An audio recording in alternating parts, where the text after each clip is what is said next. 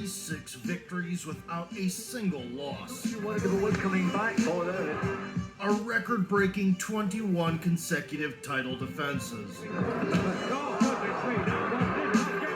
And a decade-long reign at the top. At the turn of the century, Joe Calzaaki ruled the super middleweight division with an iron fist.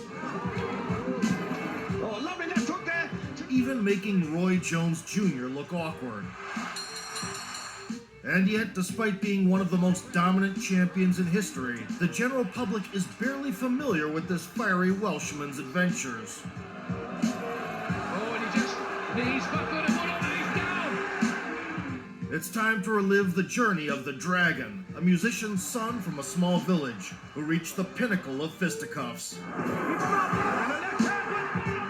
and rode off into the sunset undefeated. And another left hand. He's staggered under this and he wants to go.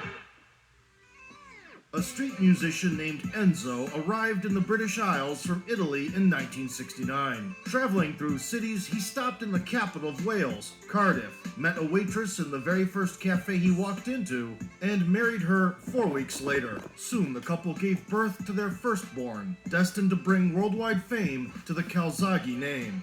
The family settled in a mining village with a population of 6,000 people. At the age of 9, Joe started attending a boxing club, an old building made of metal sheets. The conditions were harsh, but this austerity is precisely why the boy fell in love with pugilism. Initially, he trained under the guidance of the local coach, Paul Williams. First stepping into the ring, Calzaaki immediately stood out among his peers. Although visually unassuming, the slender teenager rarely went the full distance.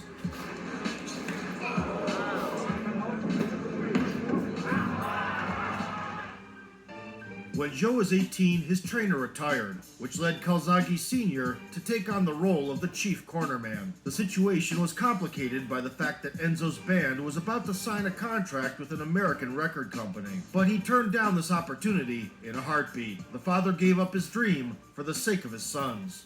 With his dad in the corner, Joe broke through to the national level. The explosive southpaw became the British champion 3 times in a row.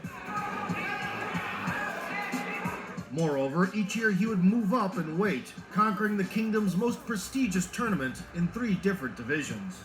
In a span of 5 years in the amateurs, Calzaaki's win column surpassed 100. The boxing community appreciated the young prospect's talent, but couldn't come to terms with the fact that there was a musician in his corner who had nothing to do with boxing. No matter how much those around him tried to persuade him, the son didn't abandon his father. So it's not going to work. You know, it's not going to work. You need to get a proper trainer, you need to get a professional trainer. But I knew my dad was the best trainer for me, and he went and proved it, training 3 world champions, you know, which was fantastic. So yeah, we did feel the underdog, but I suited that. In late 1993, the 21-year-old Joe transitioned to the professional ranks. Joining the 168-pound super middleweight division, he showcased devastating power from early on. His very first fight.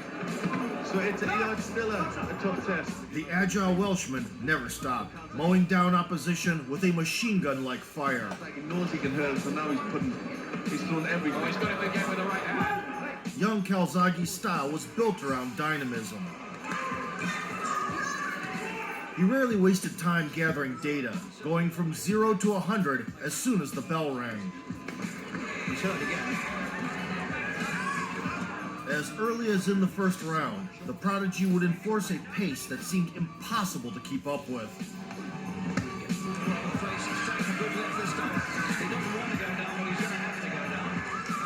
Instructed by a jazz man, Joe brought a special energy into the squared ring. Calzaaki first 20 seconds. Minton under severe pressure here. Calzaaki can hit from both. He converted music into strikes, Very smart early, isn't he? setting a rhythm with swift combinations. Calzaaki improvised on the fly, In the first minute or so of this first round. striving to end each composition with a vibrant finale. And slipping. But oh, goodness me, that one did not get tremendous.